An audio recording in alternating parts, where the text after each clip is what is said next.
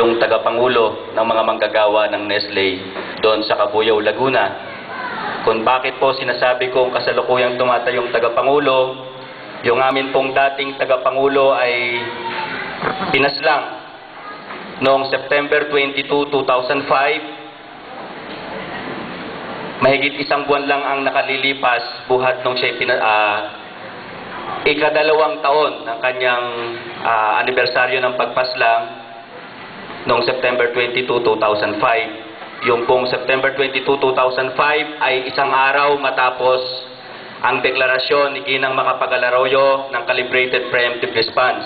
At ang unang biktima ng Calibrated Preemptive Response na ito ni Ginang Arroyo, ang CPR, ay ang aming tagapangulo si kasamang Diosdado Fortuna. Si Diosdado Fortuna po ay pangalawang tagapangulo ng Nestle Cabuyao na pinaslang sa panahon ng pagtataguyod ng katarungan para sa mga manggagawa. Ang una pong pinaslang na tagapangulo ng Nestle Cabuyao ay si kasamang Meliton Rojas noong Enero 20, 1989 sa mismong harapan ng picket line ng mga manggagawa sa gate ng Nestle pinaslang. Mga kasama,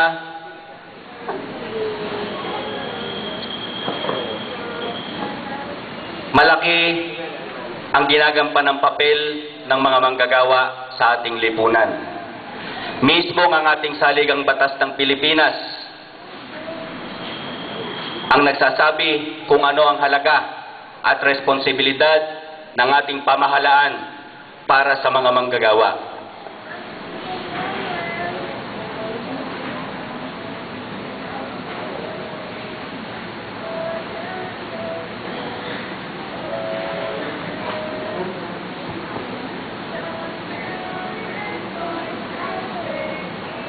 Nagkamali ng pindot.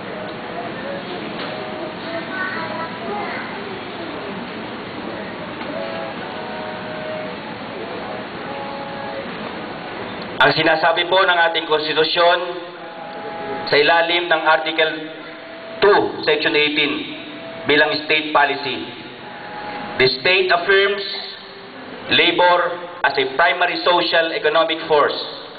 It shall protect the rights of workers and promote their welfare. Napakaganda po ng sinasabi ng ating konstitusyon na dapat ay tinataguyod ng ating pamahalaan. Ngayon po ay ipapakita natin ang tunay na mukha at kalagayan ng mga manggagawang Pilipino, partikular ng mga manggagawa sa loob ng probinsya ng Laguna. Mga kasama, sa isinagawang survey nung nakaraang pagpupulong natin sa Calamba Parish Church, ang nangunguna na suliranin ng mga manggagawa ay kabuhayan. Kung bakit kabuhayan, nandito po ang istatistika. Sa ating pong bansa, sa bawat 10 mga manggagawa, 7 ang nasa ilalim ng iba't ibang iskema ng kontraktualisasyon. Alam natin na kapag hindi regular na mga manggagawa o tinatawag nating kontraktual, seasonal, piece rate at iba't iba pang iskema sa ilalim ng kontraktualisasyon, walang kasiguruhan sa hanapbuhay, walang batayang karapatan, walang disenteng trabaho at walang makabubuhay na sweldo. 70% lang ang bilang ng mga manggagawang kontraktual dito sa ating probinsya. At sa mga manggagawa dito sa ating probinsya, bagamat sila ay may mga trabaho, regular man o kontraktual, 60% ng mga employers o mga nangangapital, lalo na sa mga industrial parks o mga industrial enclaves, 60% ang hindi sumusunod sa minimum wage law na itinatadhana ng ating batas dito sa ating bayan.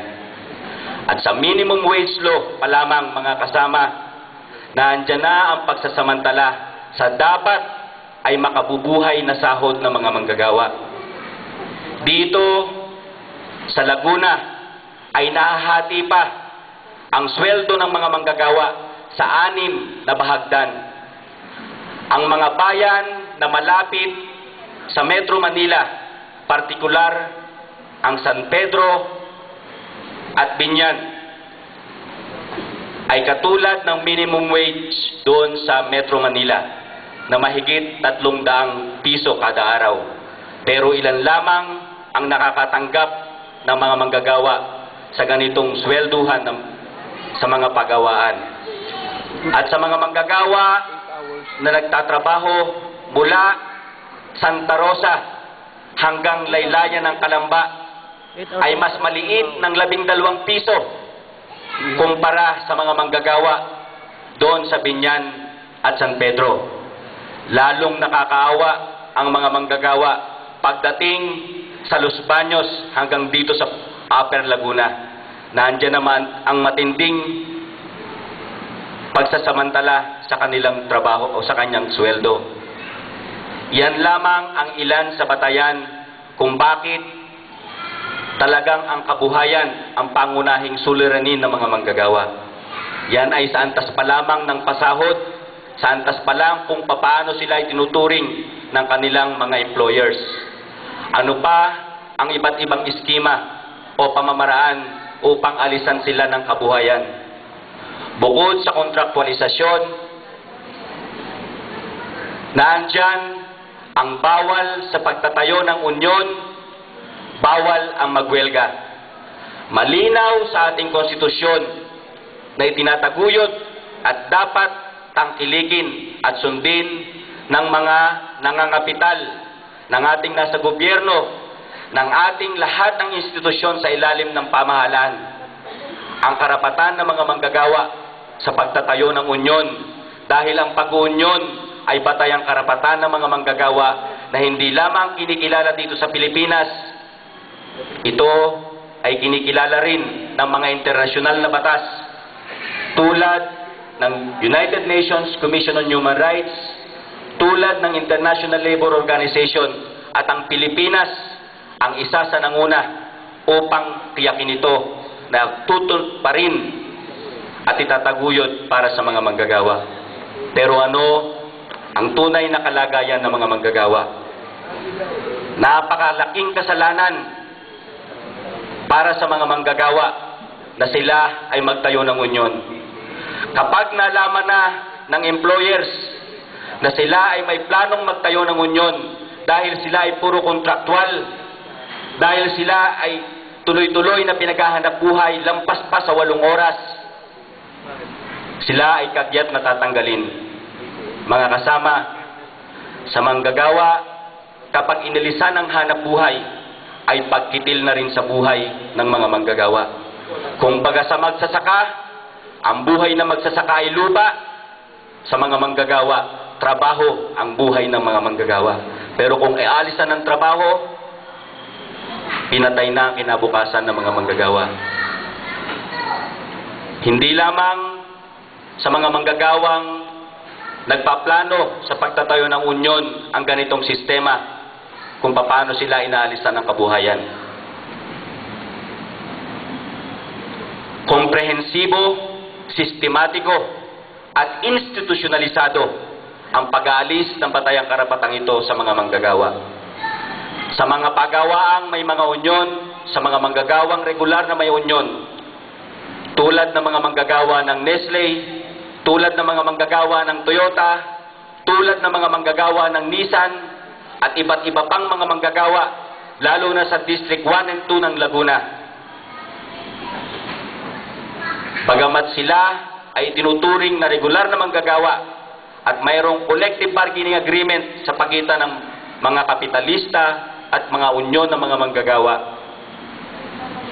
tahasang nilalabag ito ng mga kapitalista sa pakikipagsabuatan ng iba't ibang ahensya ng pamahalaan. Naandyan ang Department of Labor and Employment na pangunahing instrumento ng mga kapitalista. Ang paggamit ng assumption of jurisdiction power ng Department of